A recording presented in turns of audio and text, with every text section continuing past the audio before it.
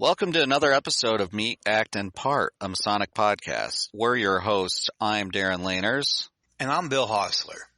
And this week we have a very special guest from across the pond, as they say, Matthew Christmas. Matthew reached out to me after the Noahide article I'd wrote for the Midnight Freemasons blog, and you can read that at www.midnightfreemasons.org. We had a nice Zoom session, and it was so interesting to learn about some of the differences between English and American Freemasonry that I thought our listeners would also enjoy it. So Matthew, welcome, and please give our listeners a little bit of your Masonic background. Well, thanks very much, Darren. Thanks, Bill. First of all, may I say I've got a lot of affection for the USA. I've visited the USA on about 7 occasions. And in fact, I was almost born in the USA. My parents were in Washington State, in Seattle. My father worked for Boeing at the time. And they came home when my mother became pregnant. So I was almost an American, but not quite. And I've been to America. I've been to 34 states, actually. I've been very lucky. I've been paid to go and debate across America. So it's really, really nice to be here, virtually, so to speak. There's no Masonry in my family, actually, but I had some friends at university and they were Freemasons, and there was a university lodge at the University of Oxford, and that was the one I joined. It's called the Apollo University Lodge, number 357. And I joined there when I was 21, and I was raised in that lodge. I've been a master of other lodges. One in particular is the Lodge of Honour and Generosity in London, number 165. So they're very old lodges, even by English standards. I'm in an awful lot of the other degrees and orders. I think I'm in most of them, and I'm pretty active in quite a few of them. My particular interests, I'm really interested in Masonic history, and I'm very interested in ritual, and I like to research and write about connections between rituals. And I've got particularly interested recently, obviously, in the Scottish Rite and how American Freemasonry differs in its ritual and also in the way it's organized. And that's how I ended up chatting with Darren. I'm a former head teacher, and I now work for a charity in England which promotes public speaking and debating amongst young people. So that's me. Well, that's awesome, Matthew. Why don't you kind of go over maybe a general overview of how English Freemasonry works and some of the appendant bodies and maybe their equals over here in the States, and then we'll start talking about the differences. So obviously you have 3 different bodies. You have your Blue Lodges in your Grand Lodge, you have your Scottish Rite and your York Rite. In England, we're far less well organised than that, and we are differently organised. Most of our bodies are independent of each other, which is obviously very different. Obviously, the Blue Lodges, what we call our craft lodges, are very similar to yours, and they are organised under the United Grand Lodge of England and within Provincial Grand Lodges. And a Provincial Grand Lodge is like basically a county in England. So we only have one Grand Lodge for England and Wales, but we have Provincial Grand Lodges that are our counties. The big difference is that the Holy Royal Arch is very much part of connected to the 3 craft degrees. So Supreme Grand Chapter, which governs the Holy Royal Arch, is in effect United Grand Lodge of England, just wearing a different kit. So our Grand Master, His Royal Highness Duke of Kent, is also the first Grand Principal of Chapter. So there's a great push. If you are a craft Freemason in the first 3 degrees, you normally join the chapter, the Royal Arch Chapter, as your next Masonic body. And it's distinct. It's not part of any rite, like your chapter is part of the York Rite. We've also got, obviously, our version of the Scottish Rite. It's called the Ancient and Accepted Rite, and we were actually founded by the Northern Masonic jurisdiction in 1845. And we haven't really changed our rituals since 1845. So we've had no influence of like the modern rituals in the Northern Masonic jurisdiction, nor have we had any of the changes and reorganization done by people like Pike. So our rituals haven't really changed at all. And there's a great difference, which we can talk about later, in the way that we confer our degrees within the Ancient and Accepted Rite. It's very different to how you do it in both the northern jurisdiction and the southern jurisdiction. And then we have all our other degrees, which are independent. So we have, for instance, the Order of Mark Master Masons. That's an entirely separate degree. We have our Order of Royal and Select Masters. That is 4 degrees, a bit like your Cryptic degrees. We also, obviously, we have Great Priory that governs both the Knights Templar and the Knights of Malta. We have the Order of the Secret Monitor, which leads to the Order of the Scarlet Horde. We have the Allied Masonic degrees. We only have 5 in ours. I know you have a lot more in the Allied Masonic degrees in America. And we have other bodies too, like Knight Templar Priest. That's completely independent. It's not based in London. It's actually based in originally from York. And there's a variety of other different separate bodies. So the big difference is if you want to do lots of Freemasonry in America, obviously you join your Blue Lodge, and then you can join the York Rite and do lots of degrees, and the Scottish Rite and do lots of degrees within 3 separate bodies. In England, you have to be in about 15 or 16 different orders separately if you want to do the number of degrees that you do it in the USA with your 3 particular rites. So it's very, very differently organized. That is interesting, and in some ways it is true, but like the York Rite here, it is 3 separate bodies on one umbrella. I don't know if you realize that or not, because now, so like here, I know you have to be a Mark Master is a separate organization in Britain, but to be a Holy Royal Arch, you don't have to be a Mark Master in Britain. You just have to be a Master Mason, and which I guess completes you as a Master Mason in the UGLE. Is that right? That phrase, completing your 3rd degree, used to be used a lot, but it is in effect that, yes, it is. I think it is seen as being that, whereas the Mark is perhaps the next degree that lots of people do. But even until very recently, people were either in the Mark or the chapter. They didn't, and for a long time in some parts of the country, you didn't do both, and there was quite a split. That has now changed. But so there was a big rivalry, but I think it's things are a lot more friendly than they used to be. It's also worth remembering that the United Grand Lodge of England and Supreme Grand Chapter don't recognise officially any other degrees apart from their 3 and the chapter. They don't officially recognise them. They know they go on, but they're not what we call pure ancient Freemasonry. And that all comes obviously from the compact that happened when the 2 rival Grand Lodges joined together in the United Grand Lodge of England. There was obviously some politics there to do with the chapter, but not the other degrees. I've heard the story in the past. Now, another thing that I've also heard about craft lodges in Britain is, I guess when I understand the prevalent ritual done in craft lodges there is the immolation ritual, but there's also like the Duncan's ritual. Several lodges can pick their own actual work if they can study and go by. Is that correct? Absolutely right. I mean, emulation was the ritual that was formed really and pushed, if you like, after the amalgamation of the 2 Grand Lodges by the Lodge of Reconciliation. But in fact, there are lots and lots of other rituals. It's up to you. My mother lodge, Apollo, we work the Oxford ritual, and very few other lodges do that. We also have in the chapter different rituals. But after that, most of the other orders, most of them only have one ritual. But that said, there are regions of the country which do things differently. So, for instance, the city and province of Bristol, this one small city, is in fact its own province, does things completely differently from the rest of the country. They have their own rite, the Baldwin Rite, and you'll find that in other parts of the country. There are strange little differences that have never been ironed out. So we're quite independent within our lodges, yes. So it's just like America. Each place has their own, they're all the same but different in a lot of different ways.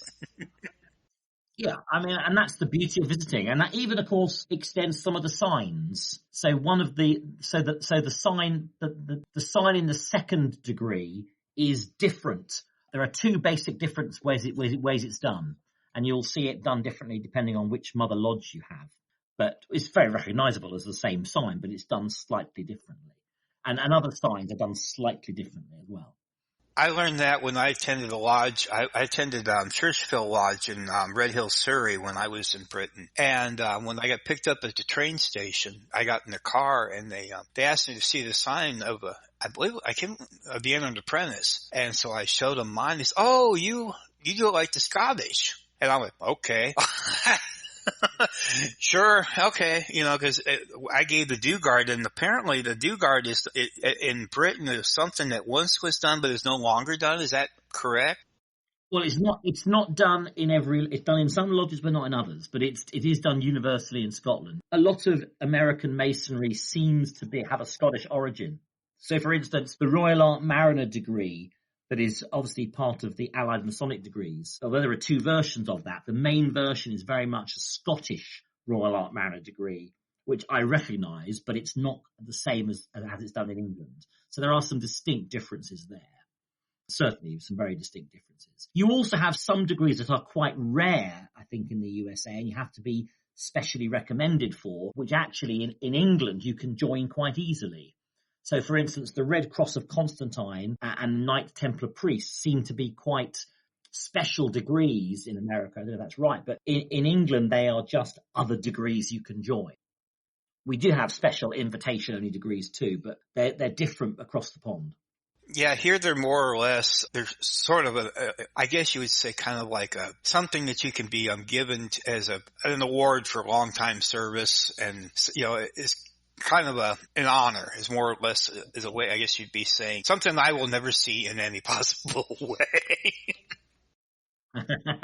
I mean, all our orders do have either long service to Masonry awards within them, or you can become a Knight Grand Cross or that sort of thing, but they don't confer, there's no ritual conferred with them. They're just a bigger sash or a larger chain or a different baton to carry. There aren't actual rituals associated with these sort of rewards and honours for promotions for service.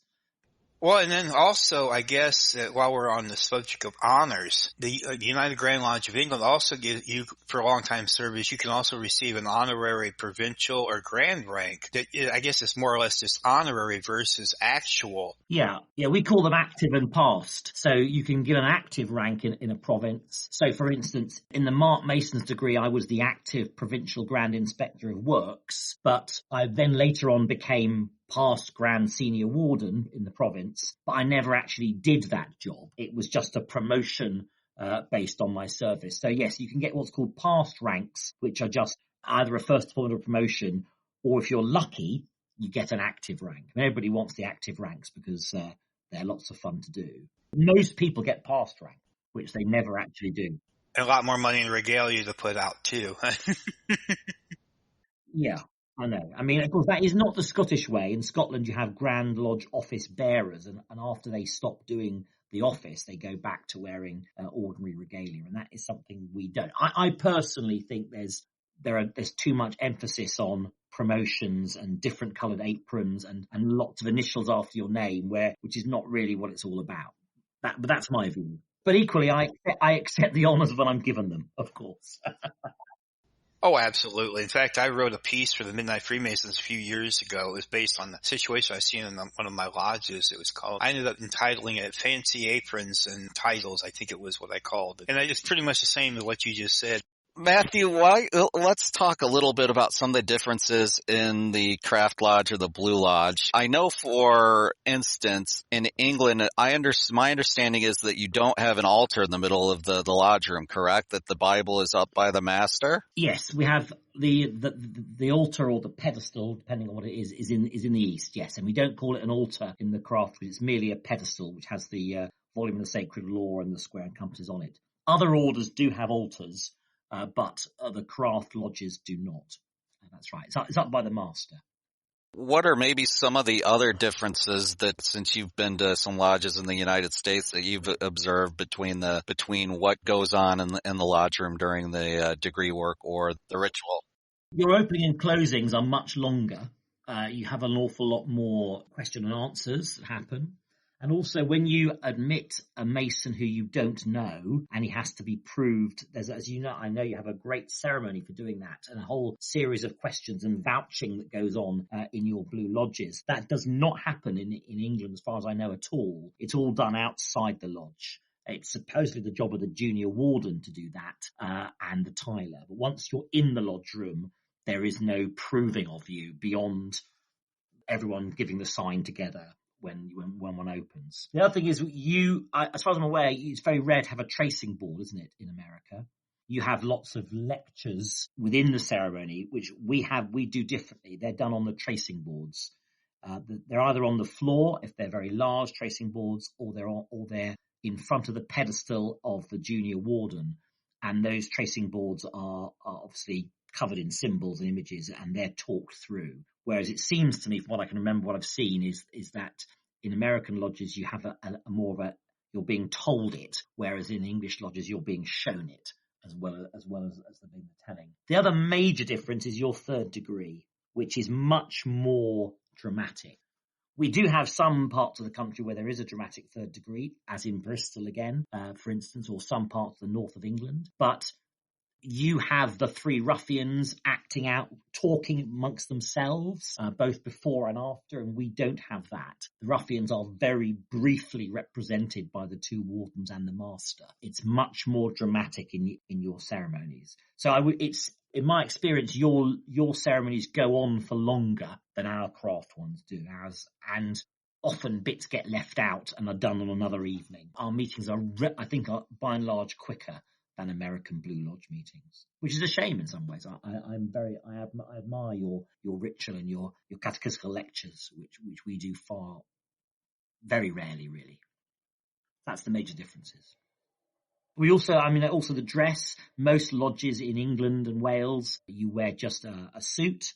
Some lodges meet in black tie and dinner jackets. It's not very common. Senior officers in the province and in Grand Lodge wear striped trousers with short black coats. My mother lodge is very unusual in that the officers of the lodge wear court dress.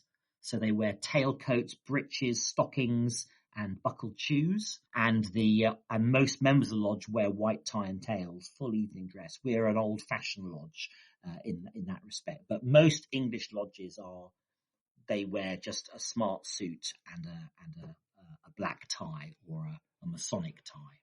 So the dress is a bit different as well. That's the major difference in the craft, I think, between your lodges and ours. Well, I also know that there's I remember going through a grand processional on going in and going out when they opening lodge versus just setting an opening lodge. I remember. I thought that was rather interesting. Yeah, we do have processions, particularly if a provincial Grand Master is attending a lodge in his province or one of his representatives in an official capacity. Normally, the director of ceremonies of the province will knock on the door and say that the provincial Grand Master demands admission, and he will then be escorted in by members of the lodge with applause and then saluted. That does happen, of course, if the Grand Master or any of his senior Grand Officers attend a lodge as well. That there is ceremony. Actually, my lodge is incredibly casual. We don't tend to do that at all. We have an awful lot of very senior Grand Officers who are members, including the Pro Grand Master, the Deputy Grand Master, and the Grand Master is. We're one of the very few lodges which he's an honorary member of. So we don't tend to salute people very much because they just like to sit there and enjoy the meeting and not be fussed over. So my mother lodge prides itself on being incredibly relaxed, very good at ritual, but very relaxed and not great on saluting. But some lodges, there are a lot of salutes. It depends on where you are in the country and what you like, I think. And another thing that I really loved about British Masonry is the festive board after a stated meeting. I thought that, well, in degree work too, I thought that was, I wish that was something that we would get back to here in America is the festive board with the toasts. And, occasionally here they'll have, will you go ahead and explain to the audience? Cause you probably can explain it a lot better than I can. Well, it's one of the reasons I think why we have relatively short ceremonies. You want to have a damn good dinner afterwards, and there's normally a 3 or 4 course dinner. And then during the dinner, the master will take wine with various people. So drink toasts with various people, his wardens, key guests, key members of the lodge, that sort of thing, marking anniversaries. And then after the dessert, we then have a series of toasts. The first one is always to the Queen and the craft. And then we have a series of toasts to the Grand Master, the Grand Officers, British Grand Officers, and then there are speeches. Some lodges have great long speeches. In my lodge, we always say that visitors can reply to their toast, but if they do, they will not be invited again. So they're very welcome to reply if they don't want to come again. We don't like it. So I think that tends to be in England and Wales why we have quite short meetings. We want to go and have a thoroughly good dinner. Also, we have a bar and everything else beforehand. In Scotland, of course, they call it harmony, and there's often singing as well. Certainly in my mother lodge in Oxford, we sing the Entered Apprentices song, and we sing the Master's song at installation, and it's a very jolly affair. So they are great fun, the dinners. And I think that's often when, of course, you get to sit next to somebody who you don't know, who might be 40 years older than you or 40 years younger than you, and you get to chat to them and you meet visitors, and it's great fun. It's very rare that you meet without having some sort of meal. And if people don't dine, we're always a bit surprised. Oh, they're not dining tonight. What a shame. And I got to say, that was my favorite part of the whole thing too, was, sitting there on a beautiful dinner of lamb on actual fine china with, wine. I mean, that was, and I got to give the visitors toast. I thought that was very interesting and awfully brave of them to let me talk. We always like somebody from another country to give the reply. That's always brilliant. I mean, I think we haven't forgotten that lodges started in public houses, in bars, and often the tiler might also be the publican who owned the bar, and I think that's quite important to us that we keep that together. And honestly, that was going to be the next thing that I was going to bring up, is that I did enjoy a couple of alcoholic beverages for the meeting. And see, that's the thing here in America, and I know you know this, is that there's so many states here that think that, the lodge would come crashing down if the lodge was actually have alcoholic beverages within the walls of it. My Grand Lodge, I used to run a Masonic temple up in Indiana before I moved to Oklahoma. And our lodge was just about ready to be sold. And we couldn't have, weddings wouldn't happen there because you couldn't have alcoholic beverages. Well, we put a thing through there, and of course it was, oh my goodness, drunken Masons are going to be laying on the sidewalks and all this at the Grand Lodge. And I got up and talked, and one of the things I pointed out was in Britain that this is commonplace, and surprisingly there's no drunken Masons on the side, or Shriners, because on the side of the road, laying there pissed as the Lord. I mean, they seem to have been doing it for centuries, and we got it passed. No, I think it would be seen to be terribly bad form to be drunk at a Masonic meeting. I mean, obviously they can be people can stay after the after proceedings and have a few more drinks, but no, in the meetings we certainly don't. In my mother lodge, Apollo, we always do 2 ceremonies at every meeting, and so we always call off between the first and the second, and there's always time for a quick gin and tonic or a quick beer then, of course. But I wouldn't be drinking if I'm doing the ceremony, if I'm a deacon or the master. But of course, as you wouldn't if you're doing anything else. But no, I think most Freemasons understand that we are a dignified institution, and whilst it's okay to have a drink, we don't do it, of course, to excess, both before or after or even during the ceremony, because that would spoil it. Yeah, we don't approve of that. Of course, there is the cork, which you have as well, which is obviously is a spoof degree that's done for charity. And of course, the cork actually meets in a bar, and there's drinking during the cork ceremony. But it's not a Masonic ceremony. It's just a very old traditional spoof on the Masonic ceremony. But it's done only by Masons, and it's done and it's done for charity. But certainly, even then, we don't get drunk. But we can have a few beers, certainly. But of course, Americans are much more sensible, and you have a different history of alcohol. First of all, Bill, how dare you insinuate that the paper plates and sloppy joes that we have prior or after a meeting aren't an appropriate meal for Freemasons? I think that I'm just so upset right now about that statement. Secondly, Matthew, let's maybe talk a little bit about the ancient accepted rite over there versus Scottish rite, ancient accepted Scottish rite here. As you know, I'm Northern jurisdiction. Bill is a member, I believe, of both, right? Bill, are you still NMJ as well? No, I had to demit from the NMJ. I'm planning on going back and becoming both again. So you'll both be 32nd degree Masons, I imagine. Yes, I am. Bill, I assume you are as well. You're not a 33rd, right? Nobody's that dumb to make me a 33rd. It's very different for us. So what happens is the ancient accepted rite has its equivalent unit to a lodge is a Rose Choir chapter. And so when you are perfected, you go in as obviously a Master Mason, and you have the 4th to the 17th degree conferred on you by name.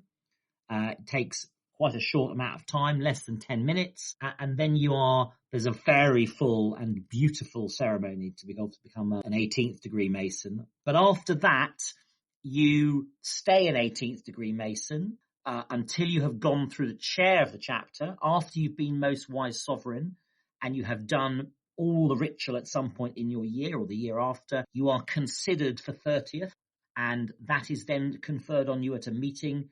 The Supreme Council confers those degrees in England. Only the Supreme Council confers the 30th, 31st, 32nd and 33rd. So normally the 30th is done by quite a large number of you, and it's conferred on you. And before you get the 30th, you have the 19th, 29th conferred on you by name.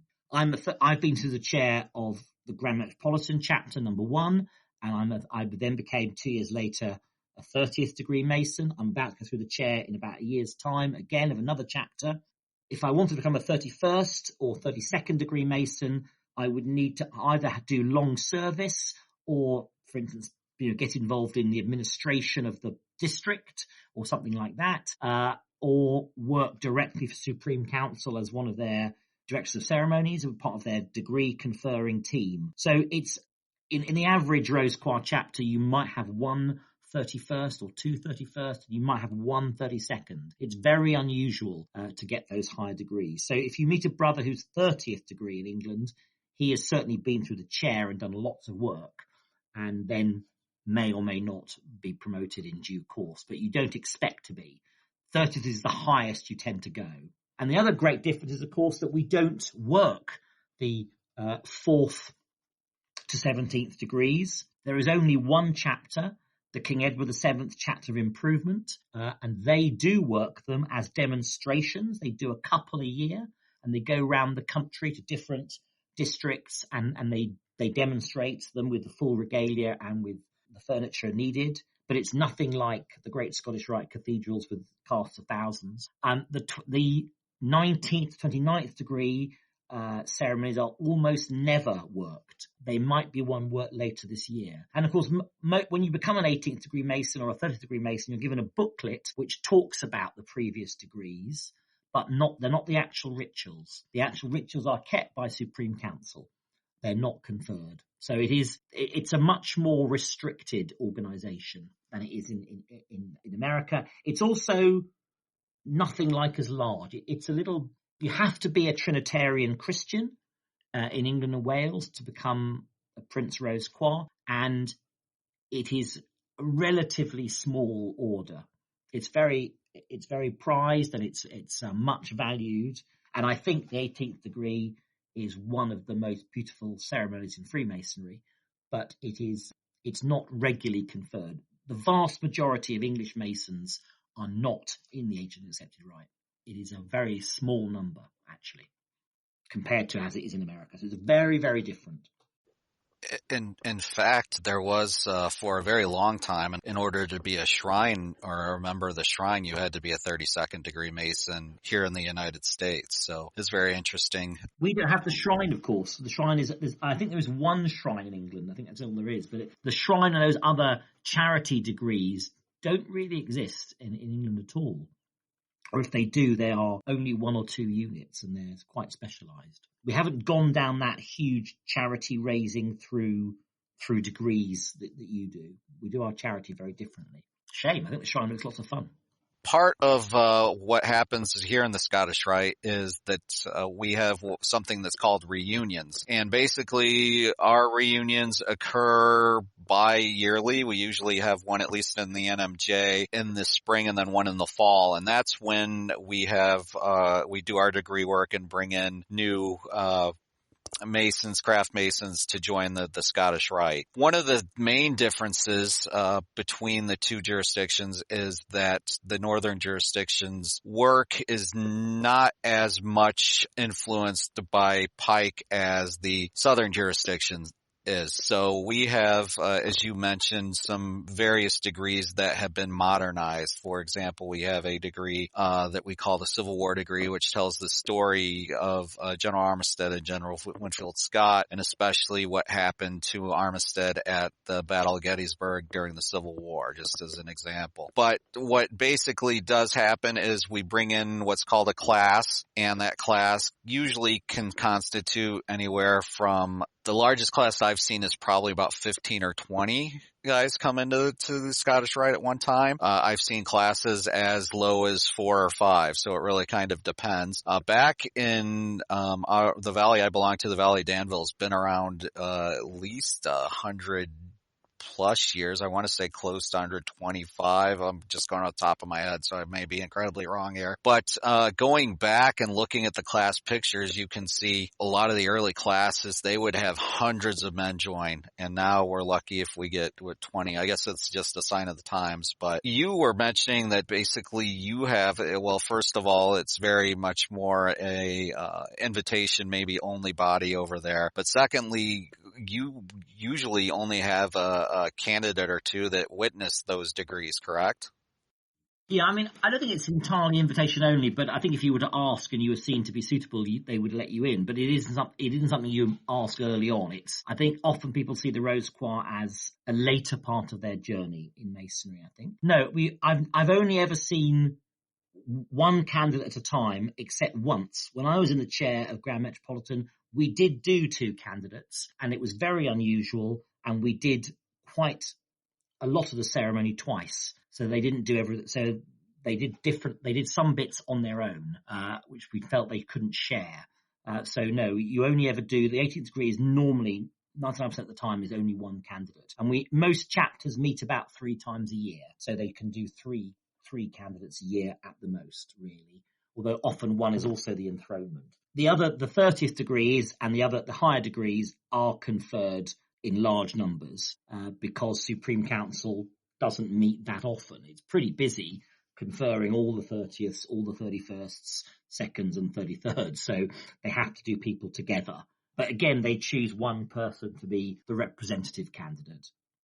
But that's also the case in Masonry in England and Wales generally. It is seen to be unusual to do more than one candidate in the craft at a time. And even in orders like the Mark and the Royal and Select Masters, it's rarely more than 2.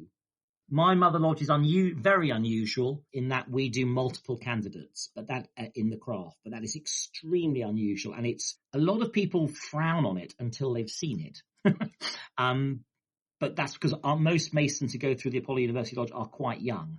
They're between 18 and 22, so they are young people and they join as friends together. But it is Apollo University Lodge and 1 or 2 others are very unusual to do multiple candidates, and it's been done forever, but it is very unusual. People frown upon it if they haven't seen it. They feel it's not dignified enough. But I would say, as it's my Mother Lodge, it's extremely impressive to be, and you have a bond with those people who you were initiated with as a group.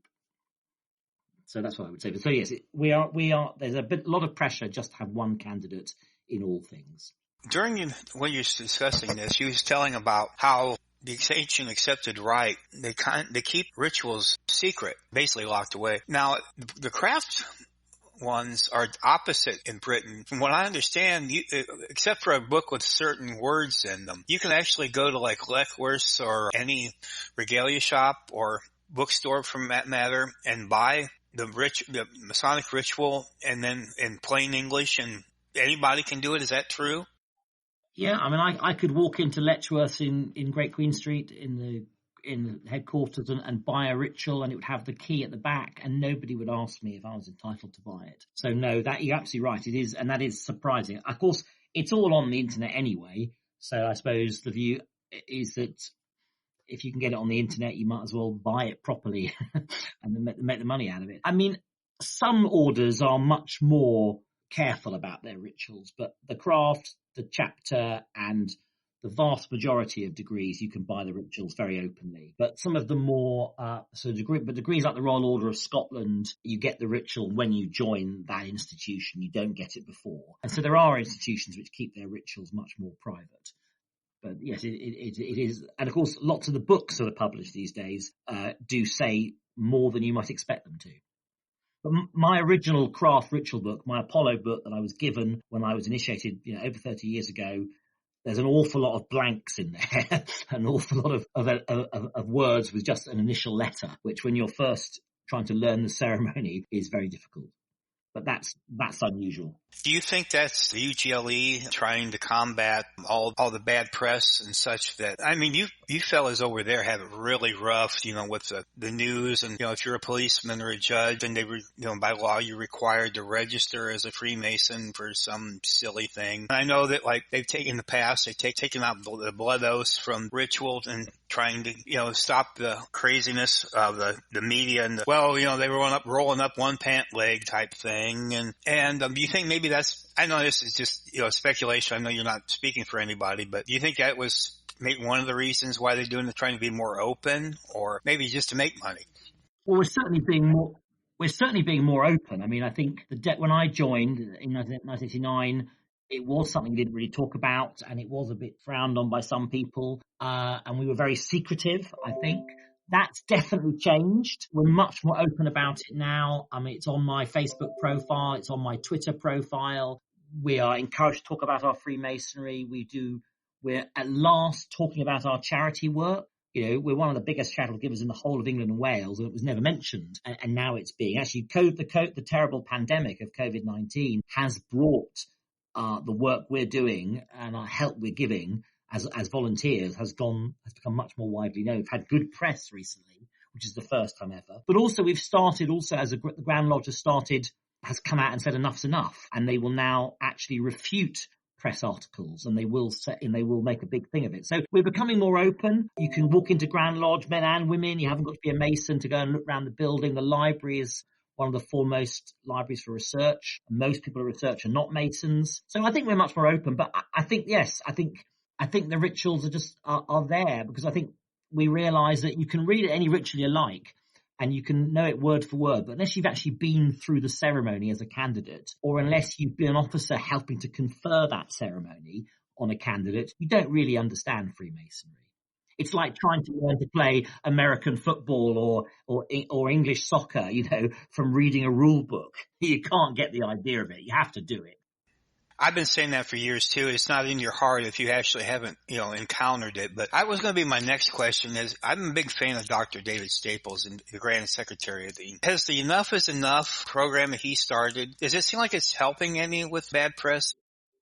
David's a member of my lodge, actually. His mother lodge is Apollo as well. David is not the first Grand Secretary to have started this trend. There's been 3 or 4 in a row who've begun to make Freemasonry more open, with the full support of the high rulers. But David has particularly got to the point of he really has changed the communications department in United Grand Lodge, not only talking to the members, they talk to us a lot more than they ever used to, but also to the press. So David has been particularly strong in that, in fighting prejudice. And of course, he's also, young for a Grand Secretary and CEO.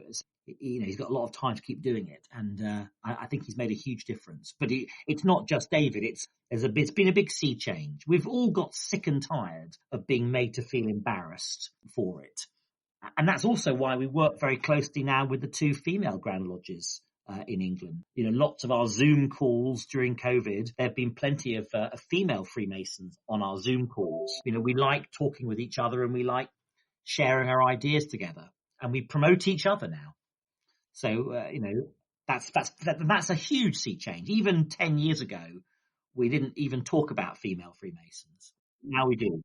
It's funny because, here you still get the He-Man Woman Haters Club, no women allowed. And, it's kind of funny because you'll go into some of the Facebook groups and some of these guys, what are they doing now? And then when the gender reassignment situation came out, UGLE made a ruling on that. Some of these older past masters here in America have just been losing their minds. And I think it's kind of funny in a lot of ways, but.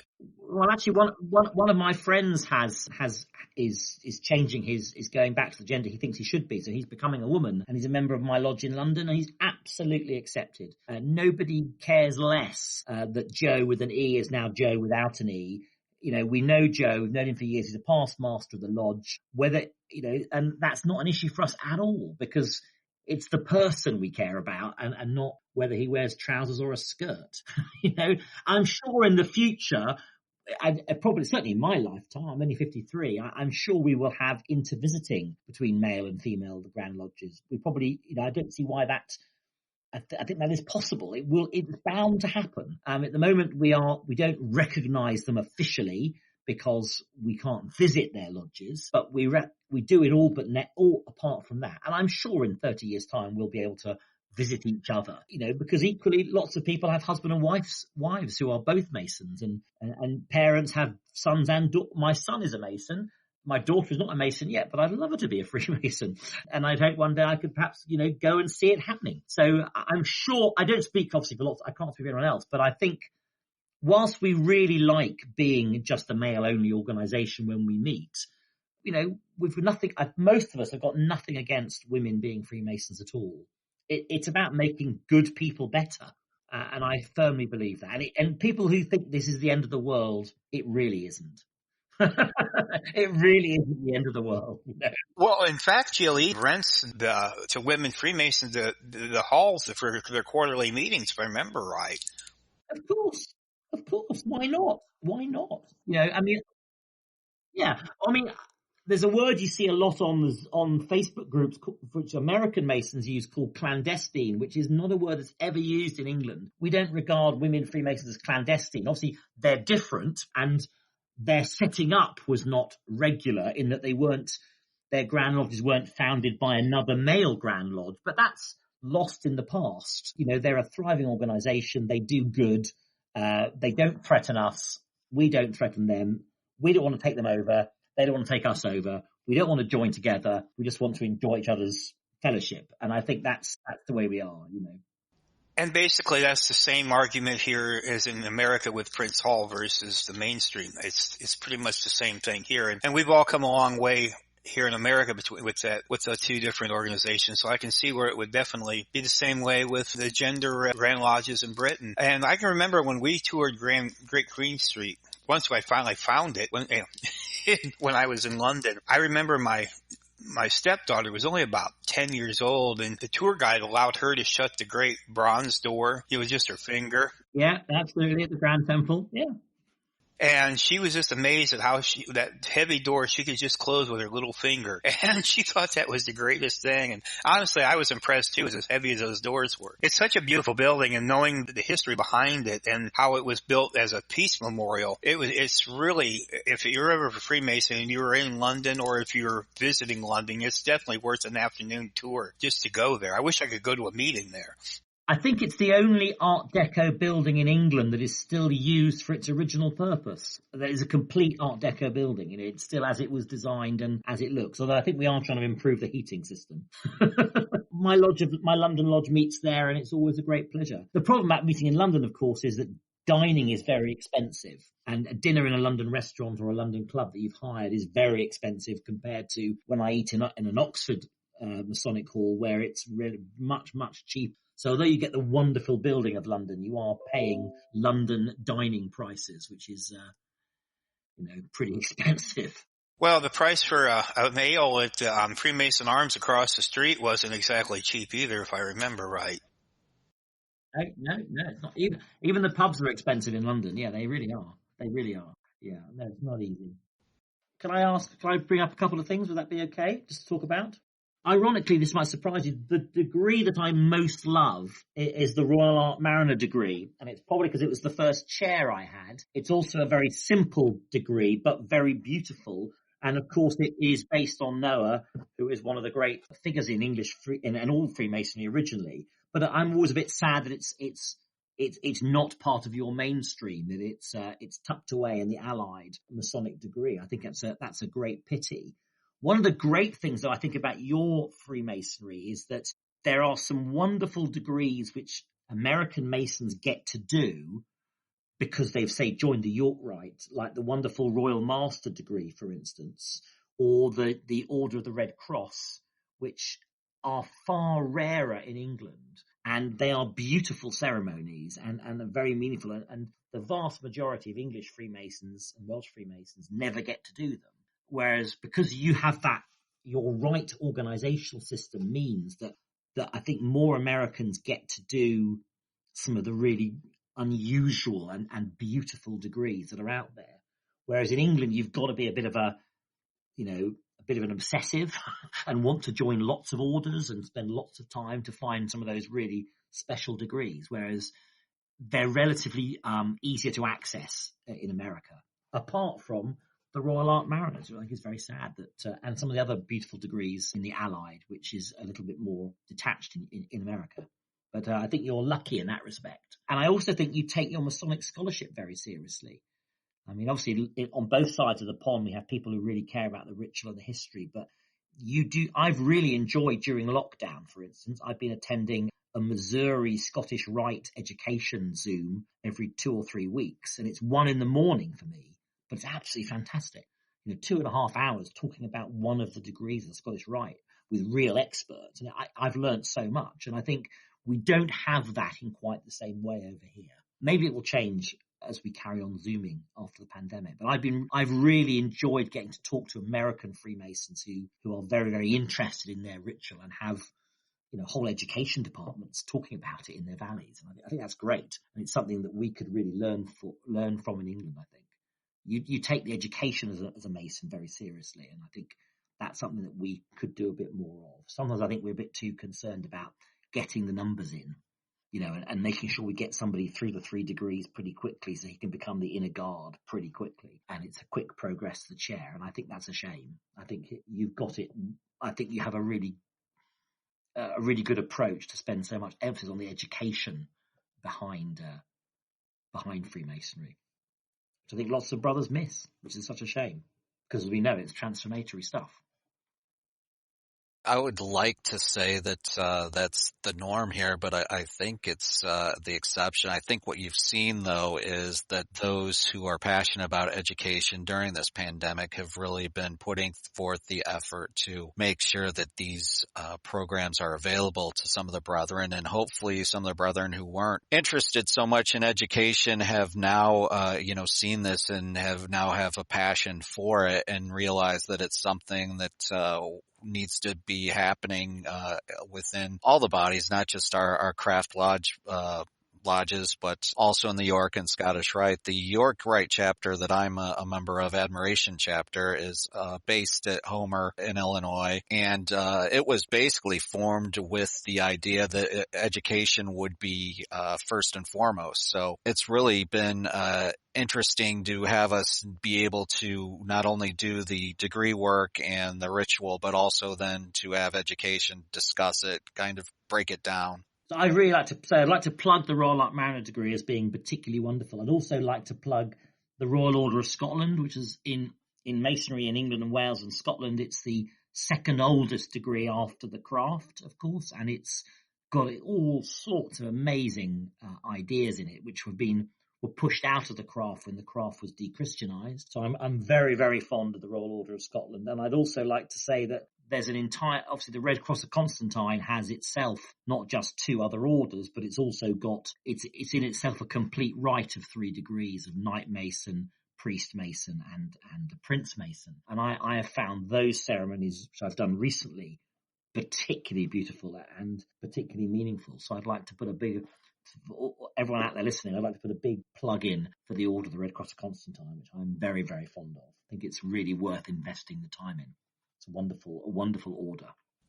Oh, I was just going to say, I was just kind of chuckling here because a lot of American brethren who are involved in and interested in the Masonic studies look to the English as a template to do Masonic education. There are lodges here dress in evening wear and wear English regalia and have festive boards after their meetings, and they, to emulate the British and promote their version of Masonic studies. And they're all worried, and they think that the British have the right idea by not promoting brethren so fast and keeping them, not, don't progress them too wild to make them officers. And it's kind of funny how you guys think it's the opposite and how we're the ones that are more studious and not progressing them so quickly too. I think the good thing about obviously visiting when you get a chance to go abroad, and also the greatness of the only good thing about the COVID pandemic and being locked down is I think we've learned a lot from each other and we've seen the best of each other, I think. And certainly I've seen some fantastic, I've listened to lots of excellent American podcasts, including the ones that you guys do, and done some education work. I've also heard from brethren from all over the world at various Zoom meetings that have been organized here and other platforms, and it's been good. I think if we can carry on doing that, we can get the best out of each other, which I think is really good. I've learned an awful lot in the last 3 months, so it's that's been hugely enjoyable. Yeah, so that I think I'm giving a few talks myself, which I'm also enjoying. So it's making me work hard in order to check my rituals and check my history. So it's I think it's also broken down barriers, because when you're on a Zoom call with somebody, or when you're on an interview, it doesn't matter if they're the most worshipful Grand Master or if they're entered apprentice. You definitely meet on the level, and you talk together in a way that you perhaps don't do if you're meeting in a lodge where there's people's rank is so obviously defined by the apron or the sash or the chain that they wear, and then there's that can make very clear differences and put barriers up. Whereas I think this education we're all doing together now, using the internet, has really leveled us off. And I think that's been hugely, hugely beneficial. I've met a couple of Grand Masters of American and Canadian orders on Facebook groups and chatted with them. And that's, I've learned so much from them. So, which I would never otherwise have had the chance to meet them. So I think if we can carry on the good things that have emerged from this pandemic, of the way we've shared things together and listened to each other, I think it's going to be a lot happier world out there, actually, in terms of Masonry. It's been really good. Really good.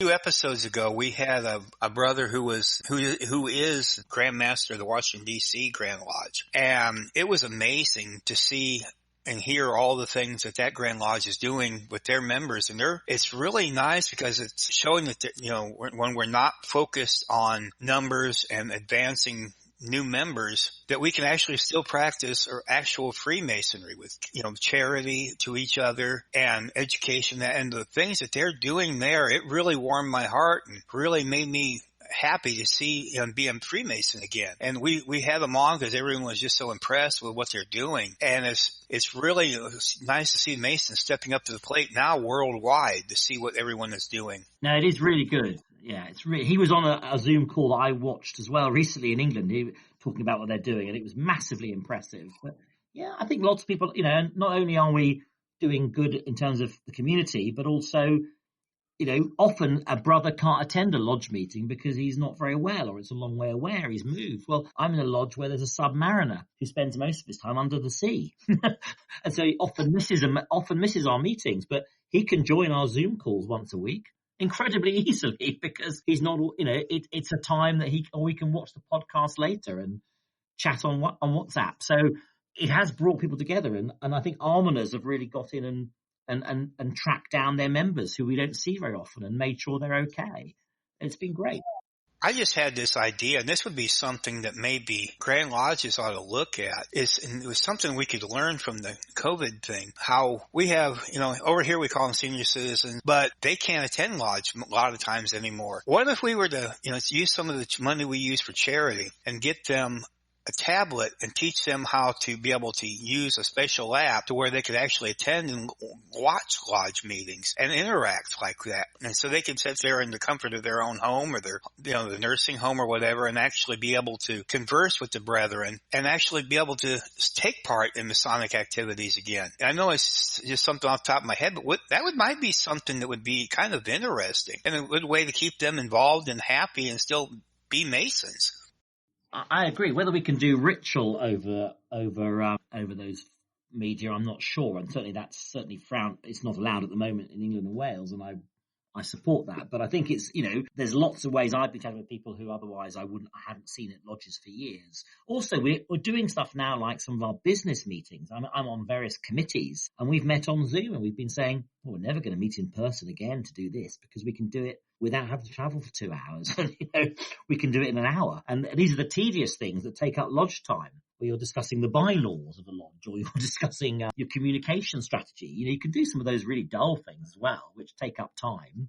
You can do them in the privacy of your own home when it suits people. And then you can actually, when you're at the meetings, you can focus on the candidate and focus on the rituals and focus on the educational side of it and enjoy it. So there are some benefits of technology. And some older people who've been worried about technology, and some lodges you never thought would be Zooming or Google Teams or whatever, they are doing it now. They have they want to. They know it's the only way. So it's made a huge sea change. I think a lot of old people, senior citizens, have actually embraced that very much indeed, which is great. Really, really good. And we can help them, as you say. We can go and set it up for them. We can help provide the tablets and that sort of thing which they need to stay in touch with their brethren. It's better that than a phone call once a month, isn't it, or once a quarter, which doesn't mean very much at all.